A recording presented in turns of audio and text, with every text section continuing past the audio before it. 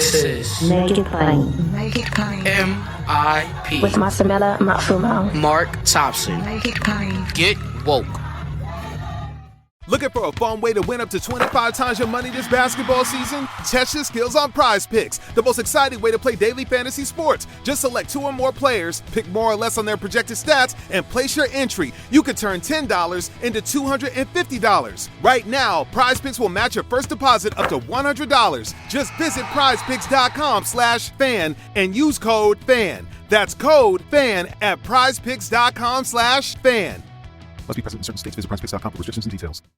Nice buns, soft, fluffy, and ultra-low net carbs. Discover Hero Bread, the delicious ultra-low net carb bread with incredible taste and texture. Hero Bread has 0 grams of sugar and is under 100 calories per serving. Plus, high in fiber with 5 to 10 grams of protein per serving. Order from hero.co now and get 10% off your first purchase with promo code AH10. That's 10% off with code AH10. HERO.co.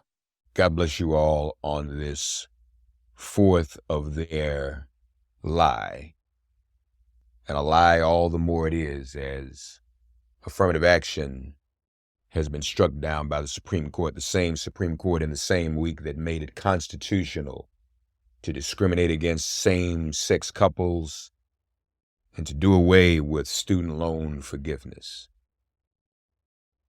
Every year, Frederick Douglass's question is always relevant. What to the slave is the 4th of July? We can also substitute the word slave for any other group of people discriminated against or oppressed. What to same-sex couples is this Independent Day? What is this Independence Day to those who are suffering under student debt, those who would be the best and the brightest and able to contribute to this society? What to those kept out of college admissions because of the color of their skin is this 4th of July? We can ask all of those questions, obviously. And so now, without further ado, I'll make it plain tradition. What to the slave is the 4th of July? Frederick Douglass, July 5th, 1852.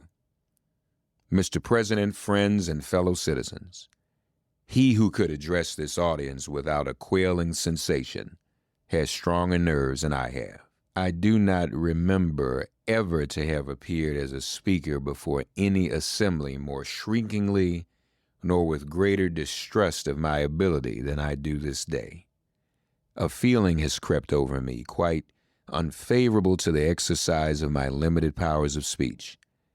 The task before me is one which requires much previous thought and study for its proper performance. I know that apologies of this sort are generally considered flat and unmeaning. I trust, however, that mine will not be so considered. Should I seem at ease, my appearance would much misrepresent me. The little experience I have had in addressing public meetings in country schoolhouses avails me nothing on the present occasion. The papers and placards say that I am to deliver a 4th of July oration. This certainly sounds large and out of the common way, for it is true that I have often had the privilege to speak in this beautiful hall and to address many who now honor me with their presence. But neither their familiar faces nor the perfect gauge I think I have of Corinthian Hall seems to free me from embarrassment. The fact is, ladies and gentlemen, the distance between this platform and the slave plantation from which I escaped is considerable, and the difficulties to be overcome in getting from the latter to the former are by no means slight. That I am here today is to me a matter of astonishment as well as of gratitude. You will not, therefore, be surprised if in what I have to say I evince no elaborate preparation nor grace my speech with any high-sounding exordium. With little experience and with less learning, I have been able to throw my thoughts hastily and imperfectly together, and trusting to your patient and generous indulgence, I will proceed to lay them before you. This, for the purpose of this celebration, is the 4th of July. It is the birthday of your national independence and of your political freedom. This to you is what the Passover was to the emancipated people of God. It carries your minds back to the day and to the act of your great deliverance, and to the signs and to the wonders associated with that act and that day. This celebration also marks the beginning of another year of your national life and reminds you that the Republic of America is now 76 years old. I am glad, fellow citizens, that your nation is so young. 76 years, though, a good old age for a man, is but a mere speck in the life of a nation. 70 years and 10 is the allotted time for individual men, but nations number their years by thousands. According to this fact, you are even now only in the beginning of your national career, still lingering in the period of childhood. I repeat, I am glad this is so. There is hope in the thought, and hope is much needed under the dark clouds which lower above the horizon. The eye of the reformer is met with angry flashes portending disastrous times, but his heart may well beat lighter at the thought that America is young and that she is still in the impressible stage of her existence. May he not hope that high lessons of wisdom, of justice, and of truth will yet give direction to her destiny? Were the nation older, the patriot's heart might be sadder, and the reformer's brow heavier. Its future might be shrouded in gloom, and the hope of its prophets go out in sorrow. There is consolation in the thought that America is young. Great streams are not easily turned from channels worn deep in the course of ages. They may sometimes rise in quiet and stately majesty and inundate the land, refreshing and fertilizing the earth with their mysterious properties. They may also rise in wrath and fury, and bear away on their angry waves the accumulated wealth of years of toil and hardship. They, however, gradually flow back to the same old channel and flow on as serenely as ever. But while the river may not be turned aside, it may dry up and leave nothing behind but the withered branch and the unsightly rock to howl in the abyss-sweeping wind, the sad tale of departed glory. As with rivers, so with nations. Fellow citizens, I shall not presume to dwell at length on the associations that cluster about this day. The simple story of it is that 76 years ago, the people of this country were British subjects. The style and title of your sovereign people, in which you now glory, was not then born. You were under the British crown. Your fathers esteemed the English government as the home government, and England as the fatherland. This home government, you know, although a considerable distance from your home, did, in the exercise of its parental prerogatives, impose upon its colonial children such restraints, burdens, and limitations as, in its mature judgment, it deemed wise, right, and proper.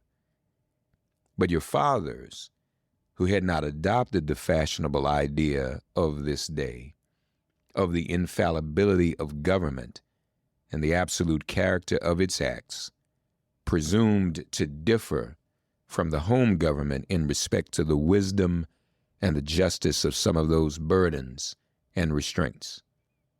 They went so far in their excitement as to pronounce the measures of government unjust, unreasonable, and oppressive, and altogether such as ought not to be quietly submitted to. I scarcely need say, fellow citizens, that my opinion of those measures fully accords with that of your fathers. Such a declaration of agreement on my part would not be worth much to anybody. It would certainly prove nothing as to what part I might have taken had I lived during the great controversy of 1776. To say now that America was right and England wrong is exceedingly easy. Everybody can say it. The dastard, not less than the noble brave, can flippantly descant on the tyranny of England towards the American colonies. It is fashionable to do so. But there was a time when to pronounce against England and in favor of the cause of the colonies tried men's souls. They who did so were accounted in their day plotters of mischief, agitators, and rebels, dangerous men. To side with the right against the wrong, with the weak against the strong, and with the oppressed against the oppressor. Here lies the merit and the one which of all others seems unfashionable in our day. The cause of liberty may be stabbed by the men who glory in the deeds of your fathers, but to proceed, feeling themselves harshly and unjustly treated by the home government, your fathers, like men of honesty and men of spirit, earnestly sought redress.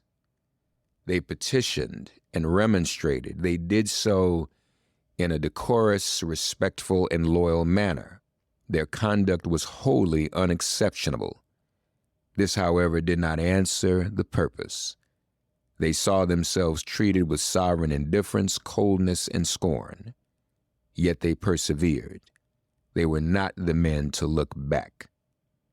As the sheet anchor takes a firmer hold when the ship is tossed by the storm, so did the cause of your fathers grow stronger as it breasted the chilling blasts of kingly displeasure.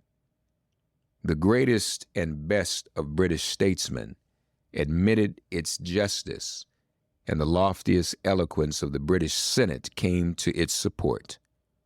But with that blindness, which seems to be the unvarying characteristic of tyrants, since Pharaoh and his hosts were drowned in the Red Sea, the British government persisted in the exactions complained of. The madness of this course, we believe, is admitted now even by England, but we fear the lesson is wholly lost on our present ruler. Oppression makes a wise man mad. Your fathers were wise men, and if they did not go mad, they became restive under this treatment. They felt themselves the victims of grievous wrongs, wholly incurable in their colonial capacity. With brave men, there is always a remedy for oppression. Just here, the idea of a total separation of the colonies from the crown was born. It was a startling idea, much more so than we at this distance of time regard it. The timid and the prudent, as has been intimated, of that day were of course shocked and alarmed by it. Such people lived then, had lived before, and will probably ever have a place on this planet. And their course in respect to any great change, no matter how great the good to be attained or the wrong to be redressed by it, may be calculated with as much precision as can be the course of the stars. They hate all changes, but silver, gold, and copper change. Of this sort of change, they are always strongly in favor.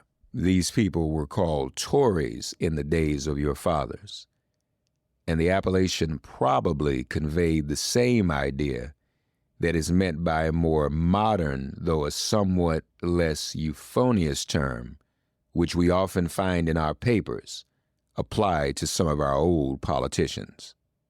Their opposition to the then dangerous thought was earnest and powerful. But amid all their terror and affrighted vociferations against it, the alarming and revolutionary idea moved on, and the country with it. On the 2nd of July, 1776, the old Continental Congress, to the dismay of the lovers of ease and the worshipers of property, clothed that dreadful idea with all the authority of national sanction. They did so in the form of a resolution, and as we seldom hit upon resolutions drawn up in our day whose transparency is at all equal to this, it may refresh your minds and help my story if I read it. Resolve that these united colonies are and of right ought to be free and independent states, that they are absolved from all allegiance to the British Crown, and that all political connection between them and the state of Great Britain is and ought to be dissolved. Citizens, your fathers made good that resolution. They succeeded, and today you reap the fruits of their success. The freedom gained is yours, and you therefore may properly celebrate this anniversary. The 4th of July is the first great fact in your nation's history, the very ringbolt in the chain of your yet undeveloped destiny. Pride and patriotism, not less than gratitude, prompt you to celebrate and to hold it in perpetual remembrance. I have said that the Declaration of Independence is the ringbolt to the chain of your nation's destiny. So indeed I regard it. The principles contained in that instrument are saving principles. Stand by those principles, be true to them on all occasions and in all places, against all foes and at whatever cost. From the round top of your ship of state, dark and threatening clouds may be seen. Heavy billows like mountains in the distance disclose to the leeward huge forms of flinty rocks. That boat drawn, that chain broken, and all is lost. Cling to this day, cling to it, and to its principles, with the grasp of a storm-tossed mariner to a spar at midnight. The coming into being of any nation, in any circumstances, is an interesting event. But besides general considerations, there were peculiar circumstances which make the advent of this republic an event of special attractiveness. The whole scene, as I look back to it, was simple, dignified, and sublime. The population of the country at the time stood at the insignificant number of 3 millions. The country was poor in the munitions of war. The population was weak and scattered, and the country a wilderness unsubdued. There were then no means of concert and combination such as exists now.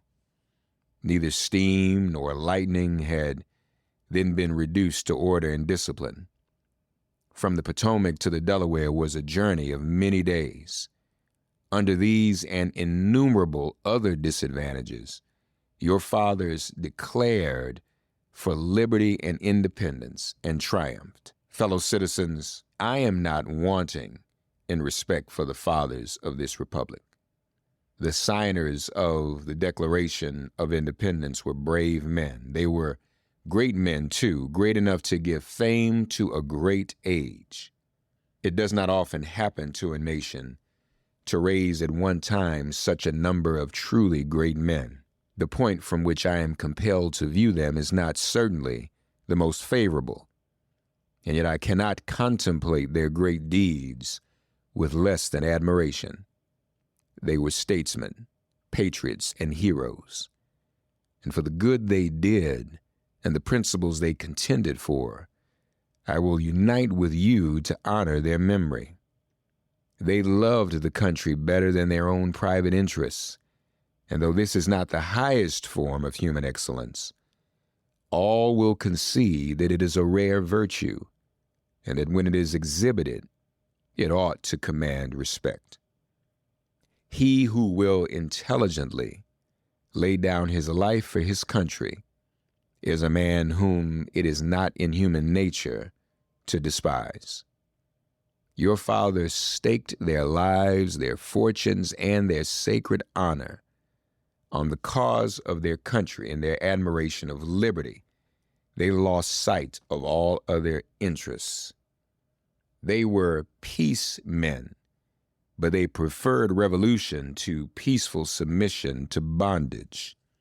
They were quiet men, but they did not shrink from agitating against oppression. They showed forbearance, but that they knew its limits. They believed in order, but not in the order of tyranny. With them, justice, liberty, and humanity were final, not slavery and oppression. You may well cherish the memory of such men. They were great in their day and generation. Their solid manhood stands out the more as we contrast it with these degenerate times. How circumspect, exact, and proportionate were all their movements. How unlike the politicians of an hour. Their statesmanship looked beyond the passing moment and stretched away in strength into the distant future. They seized upon eternal principles and set a glorious example in their defense.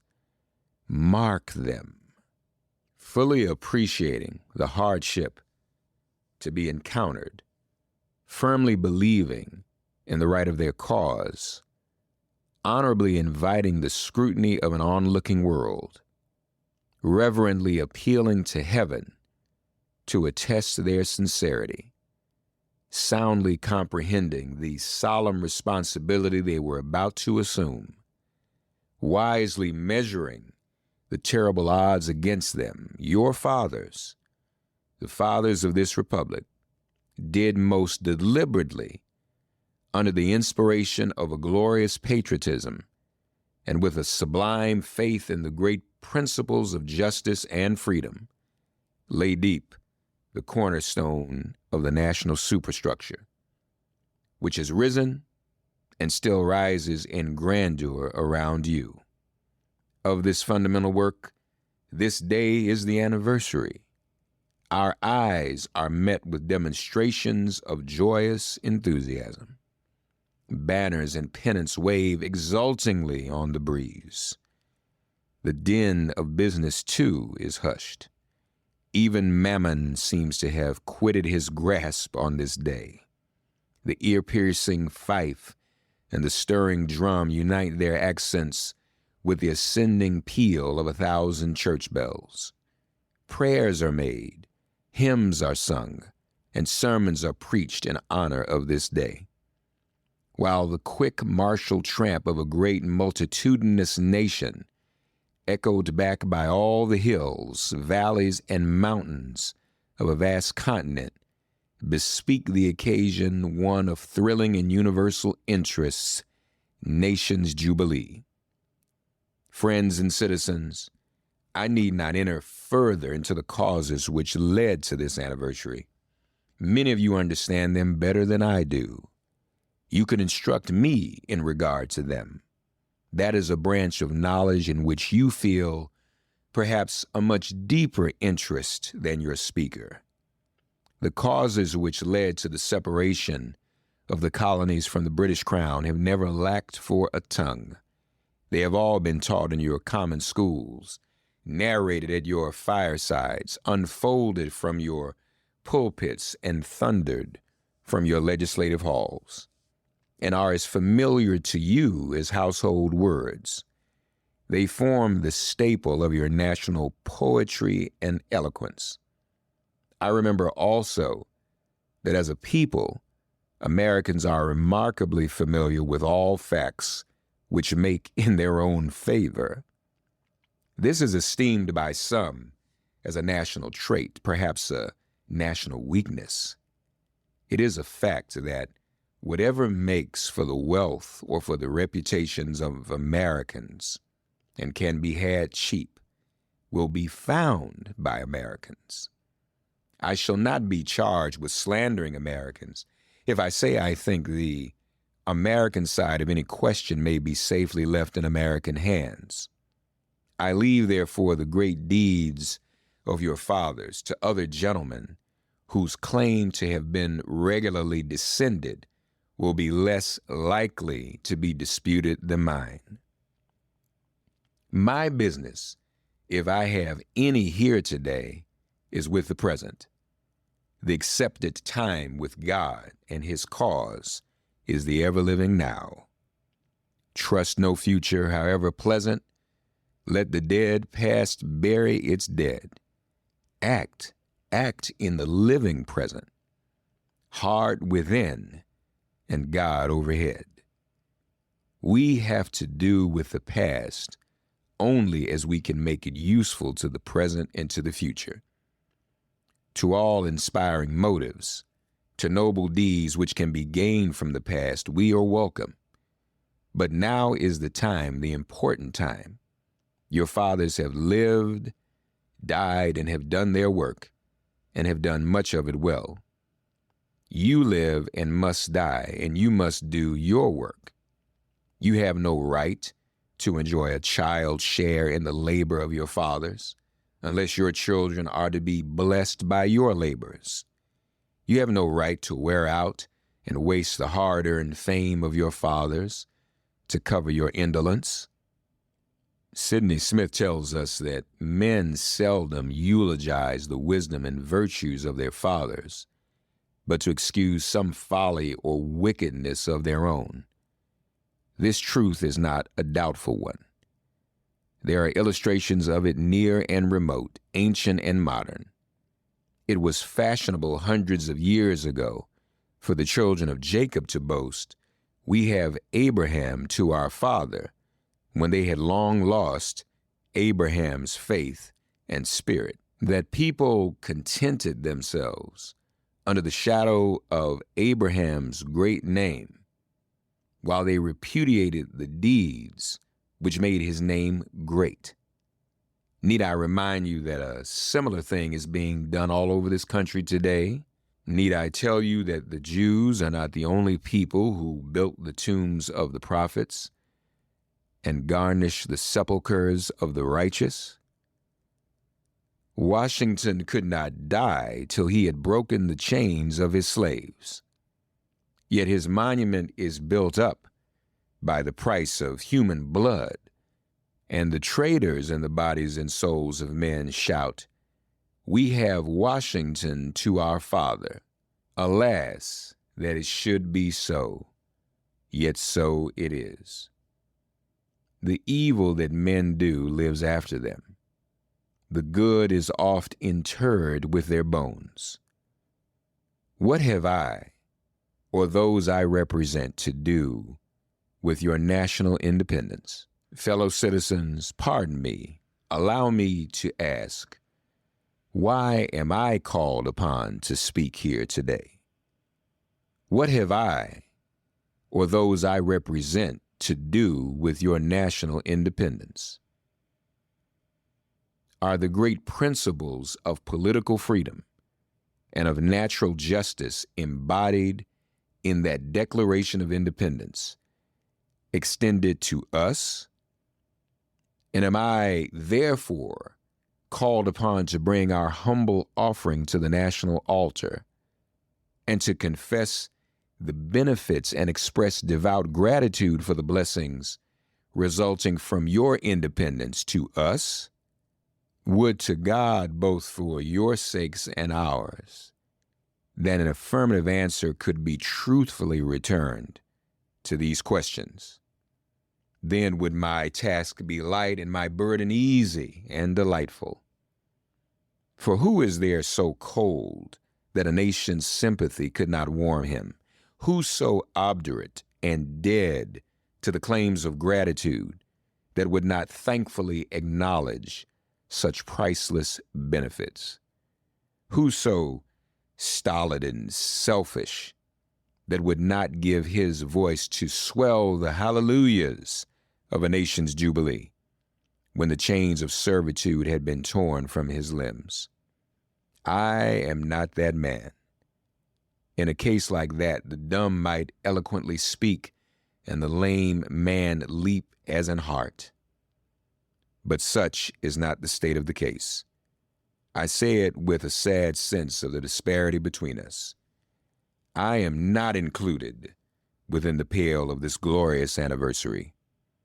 Your high independence only reveals the immeasurable distance between us. The blessings in which you this day rejoice are not enjoyed in common. The rich inheritance of justice, liberty, prosperity, and independence bequeathed by your fathers is shared by you, not by me. The sunlight that brought life and healing to you has brought stripes and death to me. This 4th of July is yours, not mine. You may rejoice, I must mourn. To drag a man in fetters into the grand illuminated temple of liberty and call upon him to join you in joyous anthems were inhuman mockery and sacrilegious irony. Do you mean, citizens, to mock me by asking me to speak today? If so, there is a parallel to your conduct. And let me warn you that it is dangerous to copy the example of a nation whose crimes, lowering up to heaven, were thrown down by the breath of the Almighty, burying that nation in irrecoverable ruin. I can today take up the plaintive lament of a peeled and woe-smitten people. By the rivers of Babylon, there we sat down. Yea, we wept when we remembered Zion. We hanged our harps upon the willows in the midst thereof. For there they that carried us away captive required of us a song, and they who wasted us required of us mirth, saying, Sing us one of the songs of Zion. How can we sing the Lord's song in a strange land? If I forget thee, O Jerusalem, let my right hand forget her cunning. If I do not remember thee, let my tongue cleave to the roof of my mouth. Fellow citizens, above your national tumultuous joy, I hear the mournful wail of millions, whose chains, heavy and grievous yesterday, are today rendered more intolerable by the jubilee shouts that reach them. If I do forget, if I do not faithfully remember those bleeding children of sorrow this day, may my right hand forget her cunning, and may my tongue cleave to the roof of my mouth. To forget them, to pass lightly over their wrongs, and to chime in with the popular theme would be treason most scandalous and shocking, and would make me a reproach before God and the world. My subject then, fellow citizens, is American slavery. I shall see this day and its popular characteristics from the slave's point of view. Standing there, identified with the American bondman, making his wrongs mine, I do not hesitate to declare with all my soul that the character and conduct of this nation never looked blacker to me than on this 4th of July.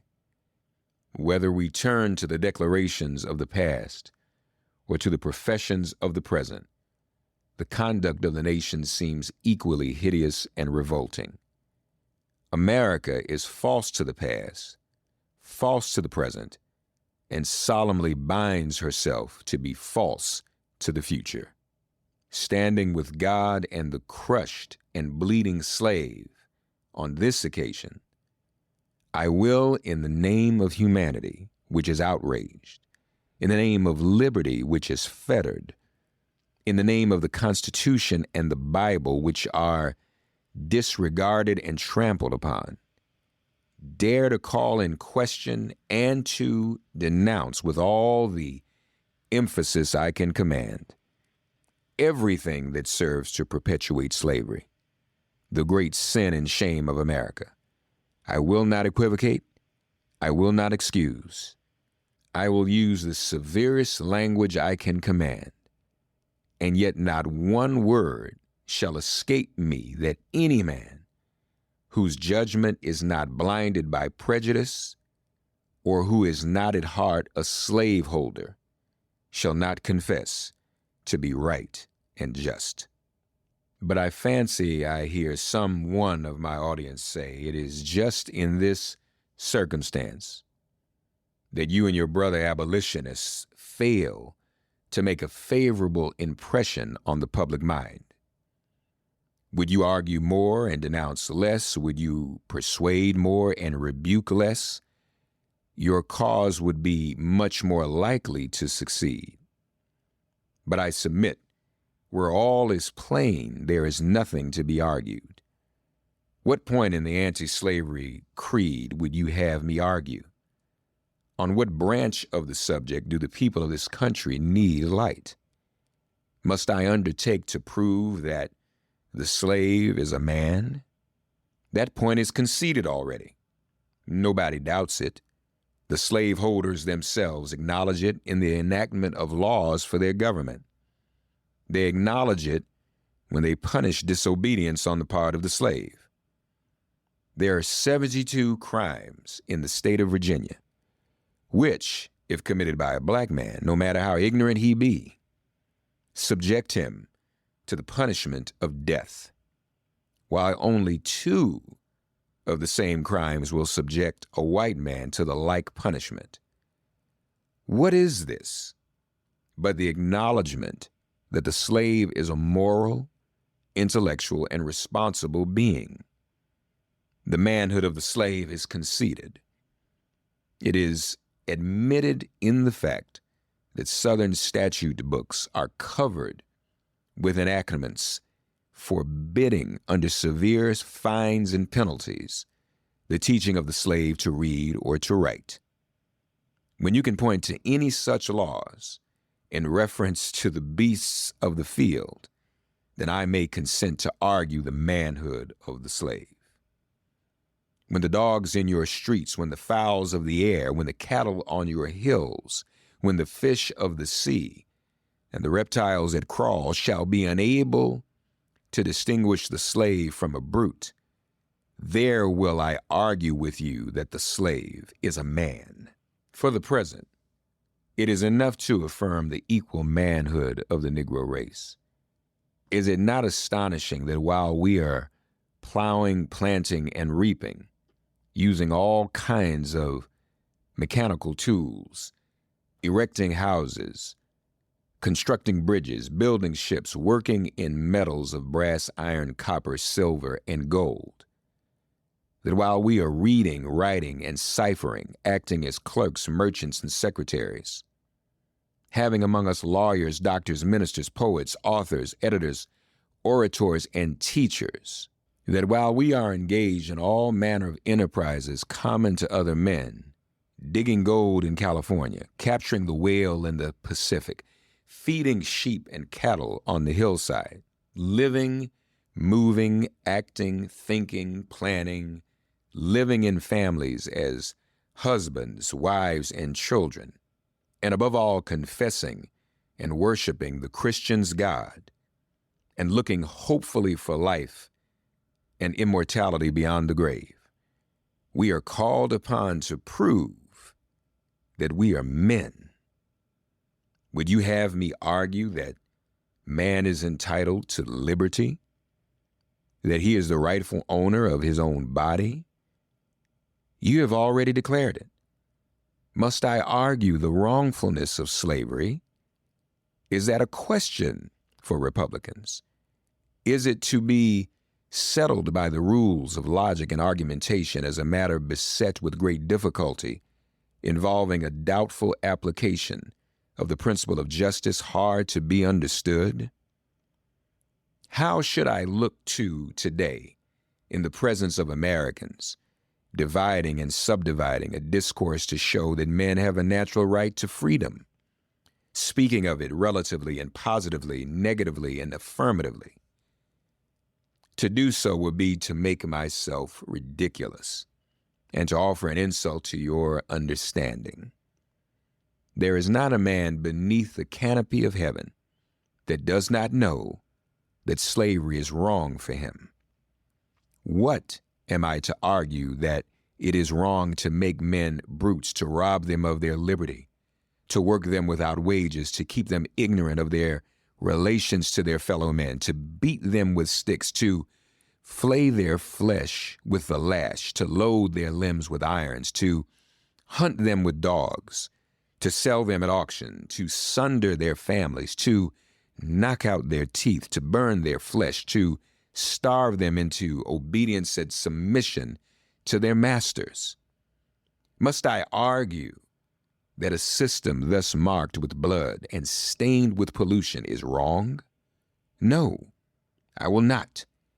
I have better employments for my time and strength than such arguments would imply.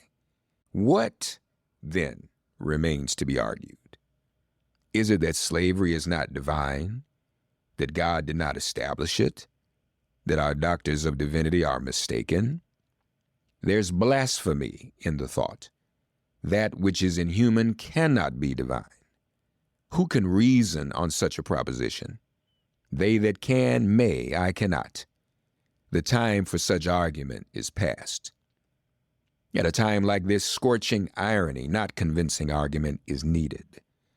Oh, had I the ability, and could I reach the nation's ear, I would today pour out a fiery stream of biting ridicule, blasting reproach, withering sarcasm, and stern rebuke.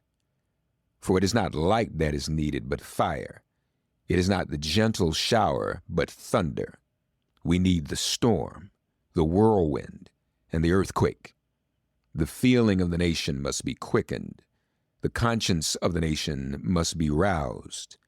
The propriety of the nation must be startled. The hypocrisy of the nation must be exposed. And its crimes against God and man must be proclaimed and denounced. What, to the American slave, is your 4th of July? I answer, a day that reveals to him more than all other days in the year the gross injustice and cruelty to which he is the constant victim.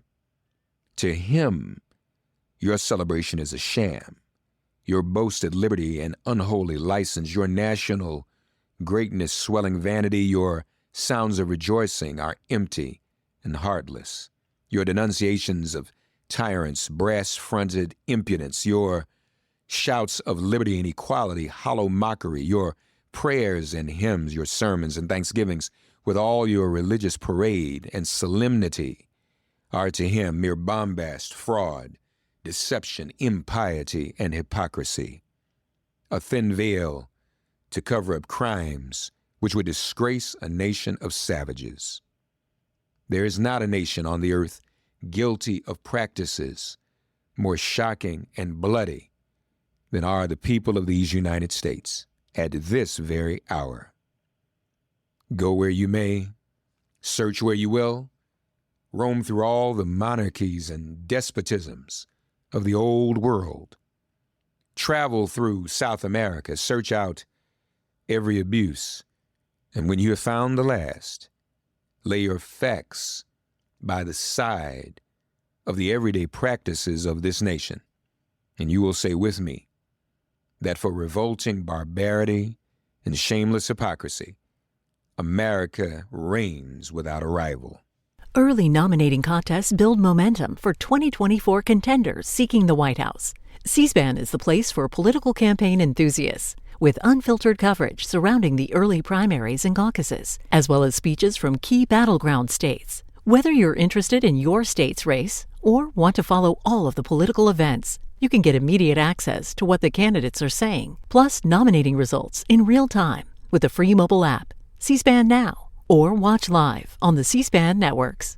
Looking for a fun way to win up to 25 times your money this basketball season? Test your skills on Prize Picks, the most exciting way to play daily fantasy sports. Just select 2 or more players, pick more or less on their projected stats, and place your entry. You could turn $10 into $250. Right now, Prize Picks will match your first deposit up to $100. Just visit prizepicks.com/fan and use code FAN. That's code FAN at prizepicks.com/fan. Must be present in certain states. Visit prizepicks.com for restrictions and details. Do you ever feel like life is a never-ending series of lessons while you try to find purpose, meaning, and answers? I am Vanessa Fontana, the host of Figuring Shit Out, a podcast where we undertake self-help, coming of age, and healing. As I live my 20s in New York City figuring shit out myself, I've realized that if you spend your whole life trying to get your act together, you don't have a life. You have an act. On Figuring Shit Out, every Sunday you get to normalize the journey of not knowing and be guided into living your life with more intention and ease. Take the American slave trade, which we are told by the papers is especially prosperous just now. Ex-Senator Benton tells us that the price of men was never higher than now. He mentions the fact to show that slavery is in no danger. This trade is one of the peculiarities of American institutions. It is carried on in all the large towns and cities in one half of this confederacy, and millions are pocketed every year by dealers in this horrid traffic. In several states, this trade is a chief source of wealth. It is called, in contradistinction to the foreign slave trade, the internal slave trade. It is probably called so, too, in order to divert it from the horror with which the foreign slave trade is contemplated. That trade has long since been denounced by this government as piracy. It has been denounced with burning words from the high places of the nation as an execrable traffic. To arrest it, to put an end to it, this nation keeps a squadron at immense cost on the coast of Africa. Everywhere in this country, it is safe to speak of this foreign slave trade as a most inhuman traffic, opposed alike to the laws of God and of man. The duty to extirpate it and destroy it is admitted even by our doctors of divinity. In order to put an end to it, some of these last have consented that their colored brethren, nominally free, should leave this country and establish themselves on the western coast of Africa. It is, however, a notable fact that while so much execration is poured out by Americans upon those engaged in the foreign slave trade, the men engaged in the slave trade between the states pass without condemnation, and their business is deemed honorable. Behold the practical operation of this internal slave trade, the American slave trade, sustained by American politics and American religion. Here you will see men and women reared like swine for the market. You know what is a swine drover? I will show you a man drover. They inhabit all our southern states. They perambulate the country and crowd the highways of the nation with droves of human stock. You will see one of these human flesh jobbers, armed with pistol, whip, and bowie knife, driving a company of 100 men, women, and children from the Potomac to the slave market at New Orleans. These wretched people are to be sold singly or in lots to suit purchasers. They are food for the cotton field and the deadly sugar mill. Mark the sad procession as it moves wearily along, and the inhuman wretch who drives them. Hear his savage yells and his blood-chilling oaths as he hurries on his affrighted captives. There see the old man with locks thinned and gray. Cast one glance, if you please, upon that young mother whose shoulders are bare to the scorching sun, her briny tears falling on the brow of the babe in her arms. See, too, that girl of 13 weeping, yes, weeping, as she thinks of the mother from whom she has been torn. The drove moves tardily. Heat and sorrow have nearly consumed their strength. Suddenly you hear a quick snap, like the discharge of a rifle. The fetters clank, and the chain rattles simultaneously. Your ears are saluted with a scream that seems to have torn its way to the center of your soul.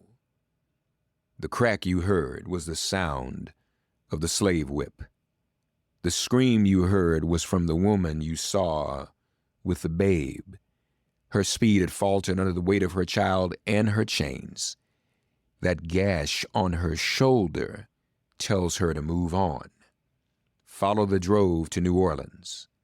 Attend the auction. See men examined like horses. See the forms of women rudely and brutally exposed to the shocking gaze of American slave buyers. See this drove sold and separated forever, and never forget the deep, sad sobs that arose from that scattered multitude. Tell me, citizens, where, under the sun, you can witness a spectacle more fiendish and shocking. Yet this is but a glance at the American slave trade as it exists at this moment in the ruling part of the United States. I was born amid such sights and scenes. To me, the American slave trade is a terrible reality. When a child, my soul was often pierced with a sense of its horrors. I lived on Philpott Street, Fells Point, Baltimore, and have watched from the wharves the slave ships in the basin anchored from the shore with their cargoes of human flesh, waiting for favorable winds to waft them down the Chesapeake. There was at that time a grand slave mart kept at the head of Pratt Street by Austin Woolfolk.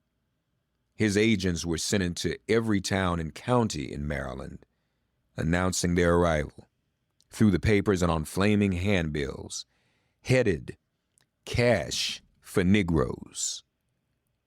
These men were generally well-dressed men and very captivating in their manners, ever ready to drink, to treat, and to gamble.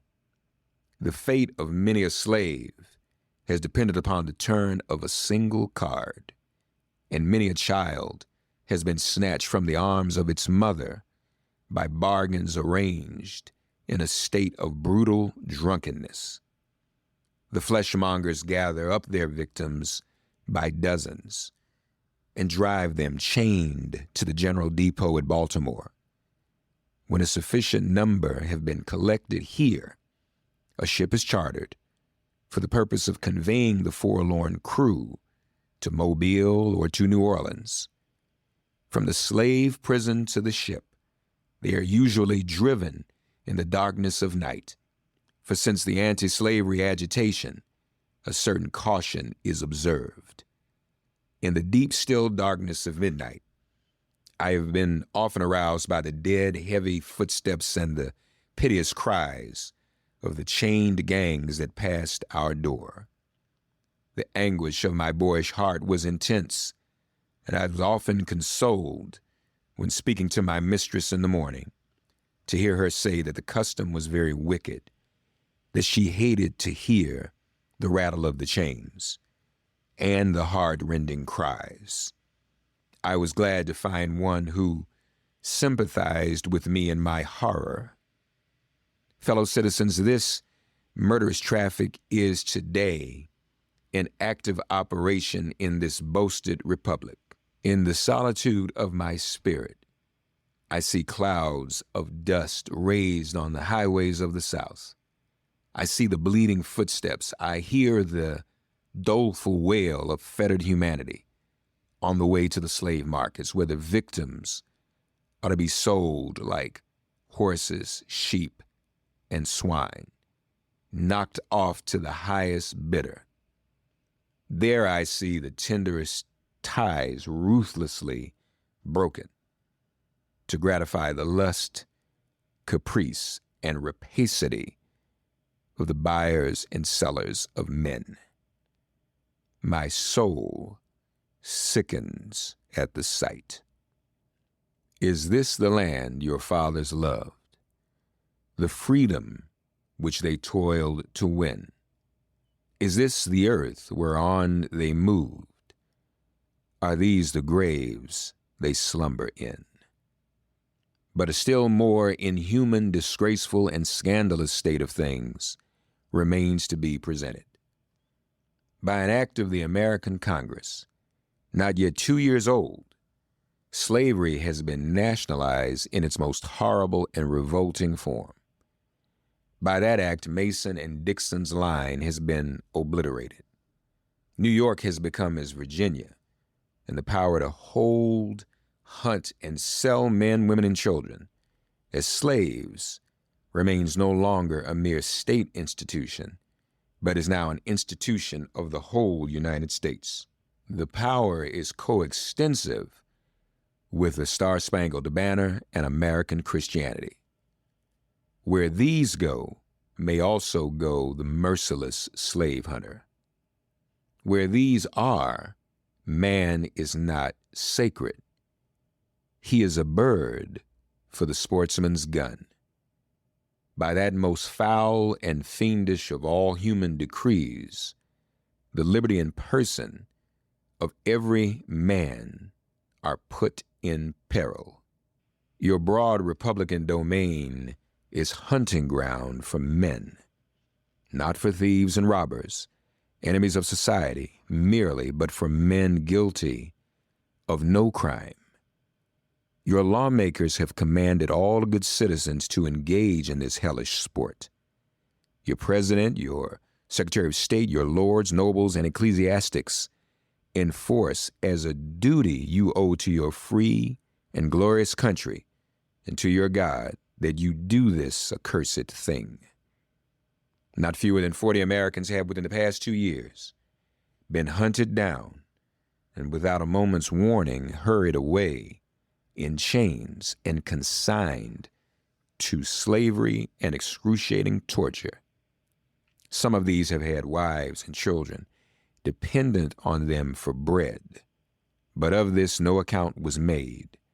The right of the hunter to his prey stands superior to the right of marriage and to all rights in this republic, the rights of God included. For black men, there are neither law, justice, humanity, nor religion.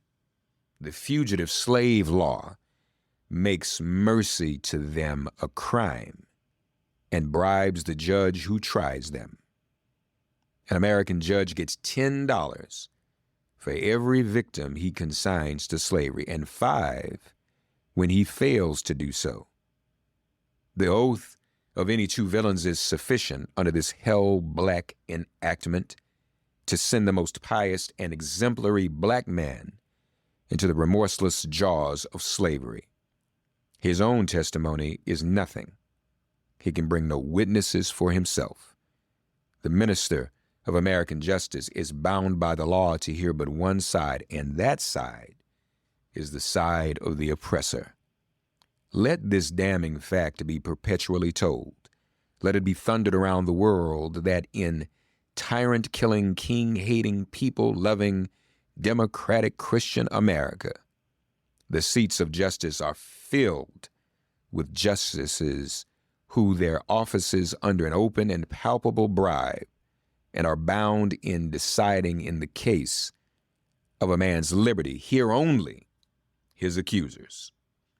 In glaring violation of justice, in shameless disregard of the forms of administering law, in cunning arrangement to entrap the defenseless, and in diabolical intent, this fugitive slave law stands alone in the annals of tyrannical legislation. I doubt if there be another nation on the globe having the brass and the baseness to put such a law on the statute book. If any man in this assembly thinks differently from me in this matter and feels able to disprove my statements, I will gladly confront him in any suitable time and place he may select. I take this law to be one of the grossest infringements of Christian liberty, and if the churches and ministers of our country were not stupidly blind or most wickedly indifferent, they too would so regard it. at the very moment that they are thanking God for the enjoyment of civil and religious liberty and for the right to worship God according to the dictates of their own consciences, they are utterly silent in response to a law which robs religion of its chief significance and makes it utterly worthless to a world lying in wickedness. Did this law concern the mint, anise, and cumin, abridge the right to sing psalms, to partake of the sacrament, or to engage in any of the ceremonies of religion, it would be smitten by the thunder of 1,000 pulpits. A general shout would go up from the church, demanding repeal, repeal, instant repeal. It would go hard with that politician who presumed to solicit the votes of the people without inscribing this motto on his banner. Further, if this demand were not complied with, another Scotland would be added to the history of religious liberty, and the stern old Covenanters would be thrown into the shade. A John Knox would be seen at every church door and heard from every pulpit, and Fillmore would have no more quarter than was shown by Knox to the beautiful but treacherous Queen Mary of Scotland. The fact that the church of our country, with fractional exceptions, does not esteem the fugitive slave law as a declaration of war against religious liberty implies that the church regards religion simply as a form of worship, an empty ceremony, and not a vital principle requiring active benevolence, justice, love, and goodwill towards man. It esteems sacrifice above mercy, psalm singing above right doing, solemn meetings above practical righteousness, a worship that can be conducted by persons who refuse to give shelter to the houseless, to give bread to the hungry, clothing to the naked, and who enjoin obedience to a law forbidding these acts of mercy, is a curse, not a blessing to mankind. The Bible addresses all such persons as scribes, Pharisees, hypocrites who pay tithe of mint, anise, and cumin, and have omitted the weightier matters of the law, judgment, mercy, and faith. But the church of this country is not only indifferent to the wrongs of the slave, it actually takes sides with the oppressors. It has made itself the bulwark of American slavery and the shield of American slave hunters. Many of its most eloquent divines, who stand as the very lights of the church, have shamelessly given the sanction of religion and the Bible to the whole slave system. They have taught that man may properly be a slave, that the relation of master and slave is ordained of God, that to send back an escaped bondman to his master is clearly the duty of all of the followers of the Lord Jesus Christ. And this horrible blasphemy is palmed off upon the world for Christianity. For my part, I would say, welcome infidelity, welcome atheism, welcome anything in preference to the gospel as preached by those divines. They convert the very name of religion into an engine of tyranny and barbarous cruelty, and serve to confirm more infidels in this age than all the infidel writings of Thomas Paine, Voltaire, and Bolingbroke put together have done. These ministers make religion a cold and flinty-hearted thing, having neither principles of right action nor bowels of compassion. They strip the love of God of its beauty and leave the throng of a religion a huge, horrible, repulsive form. It is a religion for oppressors, tyrants, man-stealers, and thugs. It is not that pure and undefiled religion which is from above and which is first pure, then peaceable, easy to be entreated, full of mercy and good fruits, without partiality and without hypocrisy. But a religion which favors the rich against the poor, which exalts the proud above the humble, which divides mankind into two classes, tyrants and slaves, which says to the man in chains, stay there, and to the oppressor, oppress on. It is a religion which may be professed and enjoyed by all the robbers and enslavers of mankind. It makes God a respecter of persons, denies his fatherhood of the race, and tramples in the dust the great truth of the brotherhood of man. All this we affirm to be true of the popular church and the popular worship of our land and nation, a religion, a church, and a worship which, on the authority of inspired wisdom, we pronounce to be an abomination in the sight of God.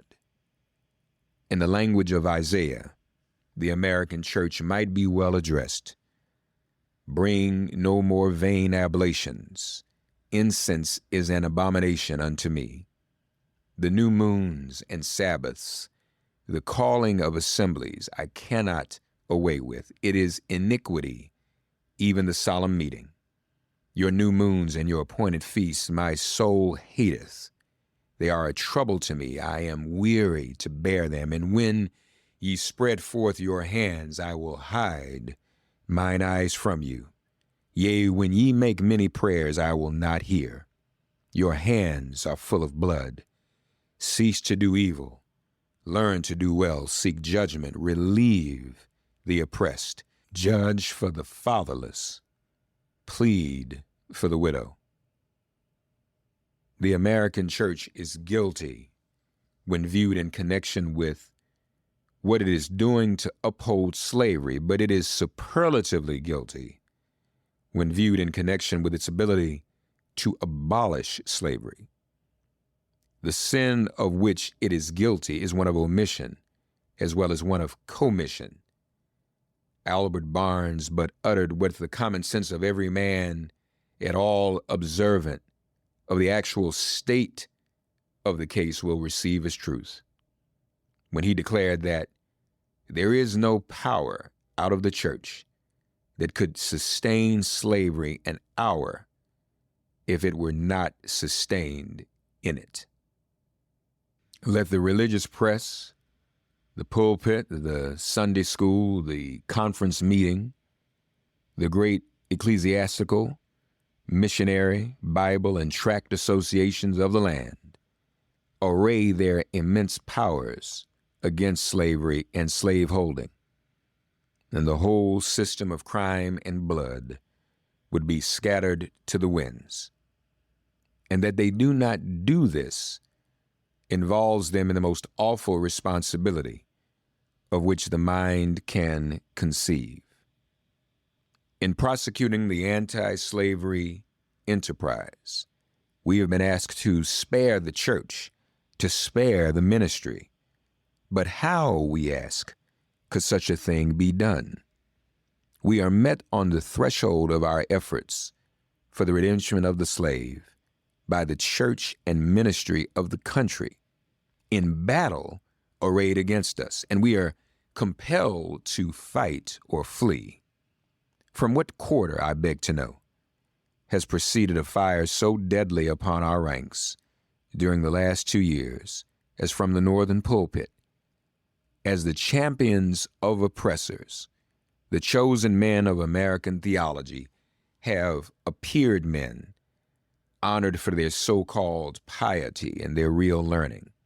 The Lords of Buffalo, the Springs of New York, the Lathrops of Auburn, the Coxes and Spencers of Brooklyn, the Gannett's and Sharps of Boston, the Deweys of Washington, and other great religious lights of the land have, in utter denial of the authority of Him by whom the profess to He called to the ministry, deliberately taught us against the example of the Hebrews and against the remonstrance of the apostles they teach that we ought to obey man's law before the law of God. My spirit wearies of such blasphemy, and how such men can be supported as the standing types and representatives of Jesus Christ is a mystery which I leave others to penetrate.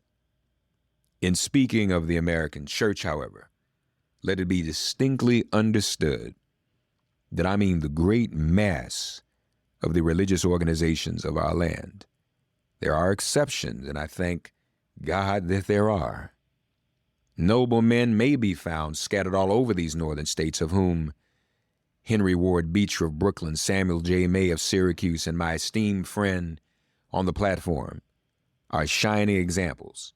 And let me say further that upon these men lies the duty to inspire our ranks with high religious faith and zeal, and to cheer us on in the great mission of the slave's redemption from his chains. One is struck with the difference between the attitude of the American church toward the anti-slavery movement and that occupied by the churches in England towards a similar movement in that country. There, the church, true to its mission of ameliorating, elevating, and improving the condition of mankind, came forward promptly, bound up the wounds of the West Indian slave, and restored him to his liberty. There, the question of emancipation was a highly religious question. It was demanded in the name of humanity and according to the law of the living God.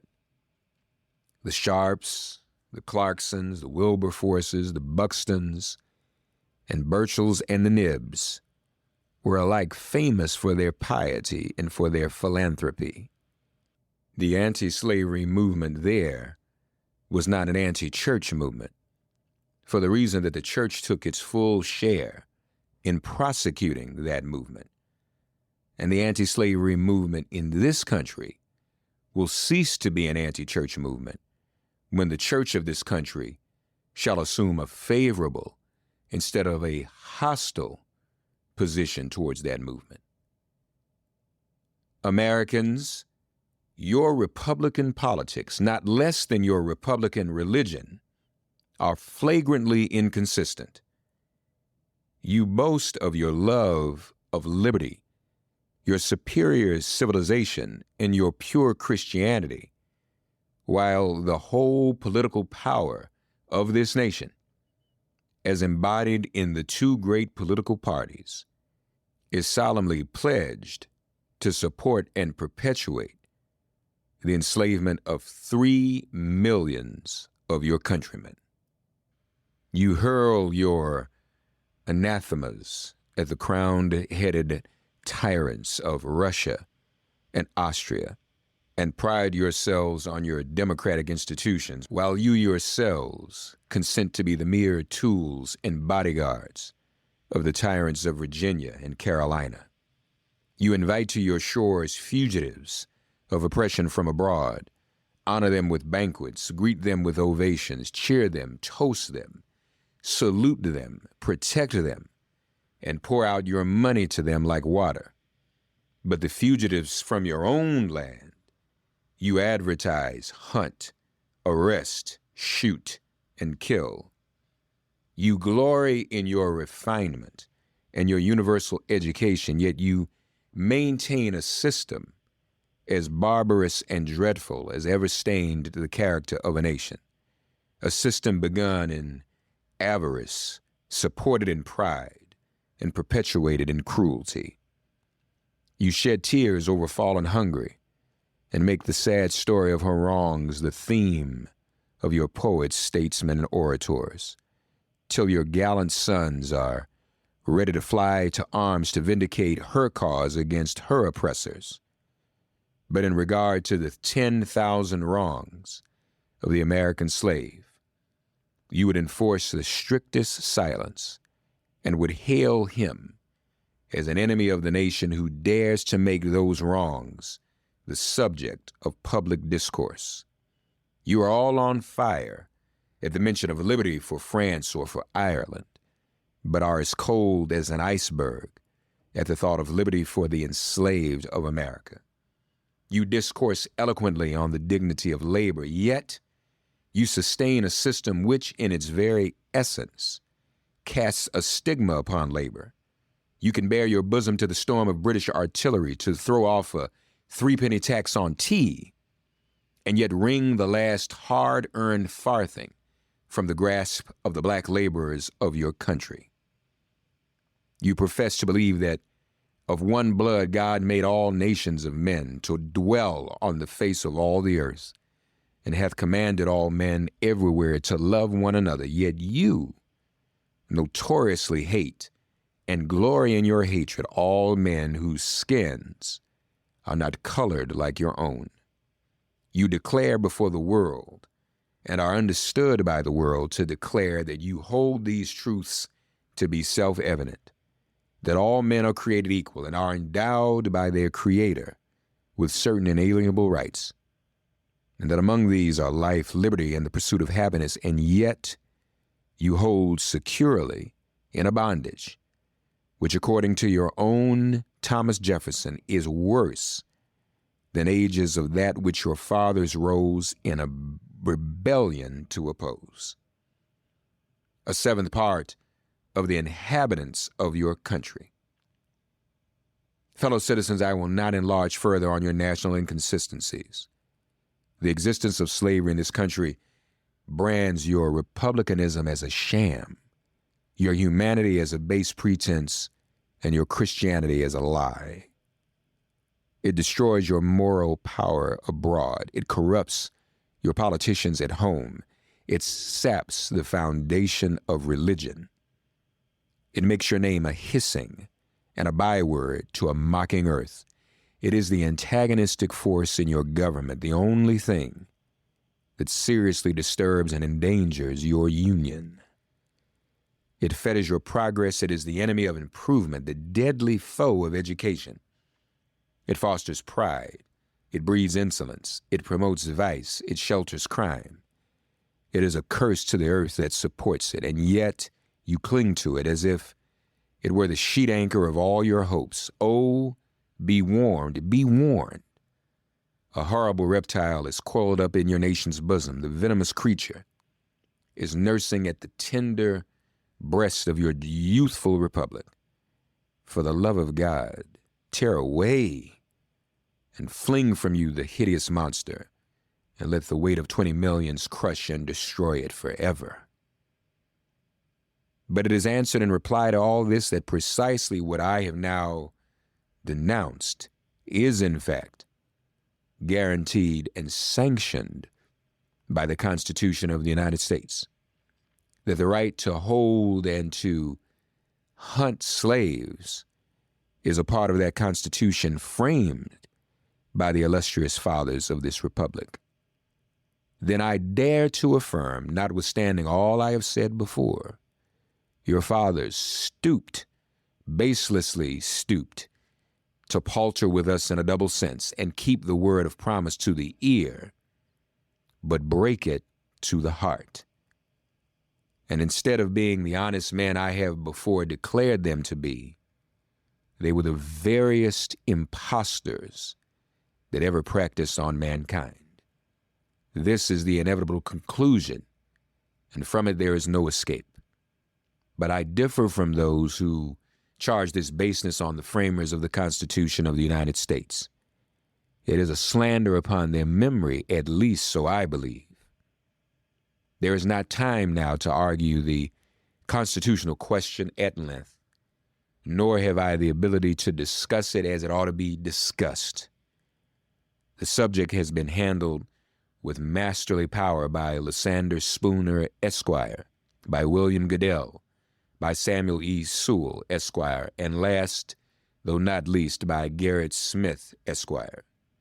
These gentlemen have, as I think, fully and clearly vindicated the Constitution from any design to support slavery for an hour. Fellow citizens, there is no matter in respect to which the people of the North have allowed themselves to be so ruinously imposed upon as that of the pro-slavery character of the Constitution. In that instrument, I hold there is neither warrant, license, nor sanction of the hateful thing, but interpreted as it ought to be interpreted, the Constitution is a glorious liberty document. Read its preamble, consider its purposes. Is slavery among them? Is it at the gateway, or is it in the temple? It is neither.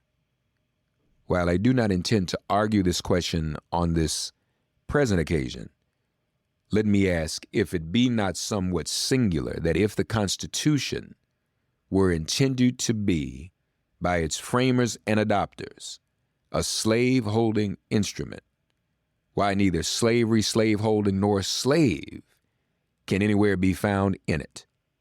What would be thought of an instrument legally drawn up, for the purpose of entitling the city of Rochester here to a tract of land in which no mention of land was made? Now, there are certain rules of interpretation for the proper understanding of all legal instruments. These rules are well established. They are plain, common sense rules, such as you and I and all of us can understand and apply without having passed years in the study of law. I scout the idea that the question of the constitutionality or unconstitutionality of slavery is not a question for the people. I hold that every American citizen has a right to form an opinion of the Constitution and to propagate that opinion and to use all honorable means to make his opinion the prevailing one. Without this right, the liberty of an American citizen would be as insecure as that of a Frenchman. Ex-Vice President Dallas tells us that the Constitution is an object to which no American mind can be too attentive, and no American heart too devoted. He further says the Constitution, in its words, is plain and intelligible, and is meant for the homebred, unsophisticated understandings of our fellow citizens. Senator Berrien tells us that the Constitution is the fundamental law, that which controls all others, the charter of our liberties, which every citizen has a personal interest in understanding thoroughly. The testimony of Senator Breese, Lewis Cass, and many others that might be named, who are everywhere esteemed as sound lawyers, so regard the Constitution. I take it, therefore, that it is not presumption in a private citizen to form an opinion of that instrument. Now take the Constitution according to its plain reading, and I defy the presentation of a single pro-slavery clause in it. On the other hand, it will be found to contain principles and purposes entirely hostile to the existence of slavery. I have detained my audience entirely too long already. At some future period, I will gladly avail myself of an opportunity to give this subject a full and fair discussion. Allow me to say in conclusion, notwithstanding the dark picture I have this day presented of the state of the nation, I do not despair of this country. There are forces in operation which must inevitably work the downfall of slavery. The arm of the Lord is not shortened, and the doom of slavery is certain. Be a barbecue hero with delicious, ultra-low net-carb Hero Bread, buns, and tortillas. Soft and fluffy, high in fiber, and with 0 grams of sugar, up to 10 grams of protein, coming in at under 100 calories per serving. Oh, and did I mention they taste like their mouth-watering traditional versions? I mean, what's not to love? Use code AH10 for 10% off your first Hero Bread purchase at hero.co.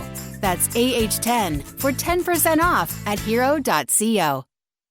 I therefore leave off where I began, with hope, while drawing encouragement from the Declaration of Independence, the great principles it contains, and the genius of American institutions. My spirit is also cheered by the obvious tendencies of the age. Nations do not now stand in the same relation to each other that they did ages ago. No nation can now shut itself up from the surrounding world and trot around in the same old path of its fathers without interference. The time was when such could be done. Long-established customs of hurtful character could formally fence themselves in and do their evil work with social impunity. Knowledge was then confined and enjoyed by the privileged few, and the multitude walked in on mental darkness. But a change has now come over the affairs of mankind. Walled cities and empires have become unfashionable. The arm of commerce has borne away the gates of the strong city.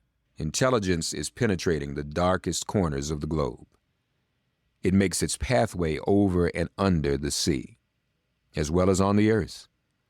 Wind, steam, and lightning are its chartered agents. Oceans no longer divide, but link nations together. From Boston to London is now a holiday excursion. Space is comparatively annihilated. Thoughts expressed on one side of the Atlantic are distinctly heard on the other. The far-off and almost fabulous Pacific rolls in grandeur at our feet. The celestial empire, the mystery of ages, is being solved. The fiat of the Almighty, let there be light, has not yet spent its force. No abuse, no outrage, whether in taste, sport, or avarice, can now hide itself from the all-pervading light. The iron shoe and crippled foot of China must be seen in contrast with nature. Africa must rise and put on her yet unwoven garment. Ethiopia shall stretch out her hand unto God. In the fervid aspirations of William Lloyd Garrison, I say, and let every heart join in saying it, Godspeed the year of Jubilee, the wide world over, when from their galling chains set free, the oppressed shall vilely bend the knee, and wear the yoke of tyranny like brutes no more. That year will come, and freedom's reign, to man his plundered rights again restore. Godspeed the day when human blood shall cease to flow, and every clime be understood, the claims of human brotherhood, and each return for evil good, not blow for blow. That day will come, all feuds to end, and change into a faithful friend each foe.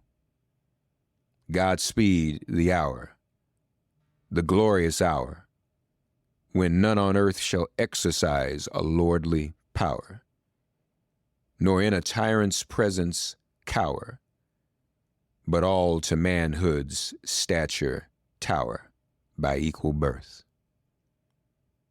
That hour will come to each, to all, and from his prison house the thrall go forth.